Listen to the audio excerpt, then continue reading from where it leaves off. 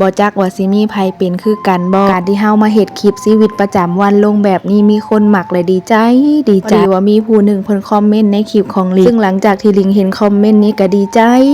แม่นกระโดดโลดเต้นได้ก็สิกระโดดพุ่นล่ะทุกคนและคอมเมนต์เพิ่นก็บอกว่าเว้าดีเนาะจ้าเว้าม่วนเว้าเก่งฉายาเป็นแม่ครัวหัวป่าแล้วเด้ทุกคนบ้านก็ซอยดีเนาะจ้าทุกคนเป็นตาฮักพอบ้านเห็นเท่านั้นแหละทุกคนดีใจเนาะจ้ายิ้มเป็นแว่นเพิ่นก็ว่าเด้เป็นน้ำข่อยแลเพิ่นว่าน้ำความตาหักของข่อยแลจังมีคอมเมนต์แบบนี้ทุกคนเพิ่นก็พอเพิ่นก็คือว่าแต่ละคลิปพอบ้านก็ซอยลิงยังว่าคลิปก็สิมีพอบ้านซอยนะที่สำคัญก็ต้องขอบใจหลายๆเด้อภาษาไทยต้องใช้คำว่าขอบว่าลิงเป็นคนลาวเนาะจ้าลิงจะเว้าคำว่าขอบใจที่แวะเม่นให้กำลังใจเป็นแห้งใจที่ดีในการทำคลิปเลยรับช่องน้อยๆของลิงมีคอมเมนต์แบบนี้ล่ะดีใจให้กับข้าวของลิงในมื้อนี้ก็คือสิเนียนมะเขือว่าแจ่วมะเขือหรือว่าสุปมะเขือก็ได้คลิปสุปมะเขือไปสูตรก่อนนะมีแต่คนท่วงว่าคือบ่ย่างสูตรก่อนน่ะลิงบ่มีเวลาเนาะทุกคนลิงมื้อนี้น่ะลิงมีผู้ซอยเนาะจ้ะทุกคนลิงก็เลยย่างผู้ชายเป็นคนย่างให้อันที่จริงก็เจ้าของย่างหั่นแหละแต่ว่าผู้ชายมาเบิ่งต่อหลายคลิปก็สิเห็นผู้ชายเป็นผู้ซอยได้เสแสร้งแกล้งทำเด้ทุกคนแต่ว่าเฮาซอยกันอีหลีเนาะจ้ะเพราะว่าลิงกับผู้ชายน่ะเฮ็ดเวียกอันเดียวกันเฮ็ดเวียกซ้ำกันทุกคน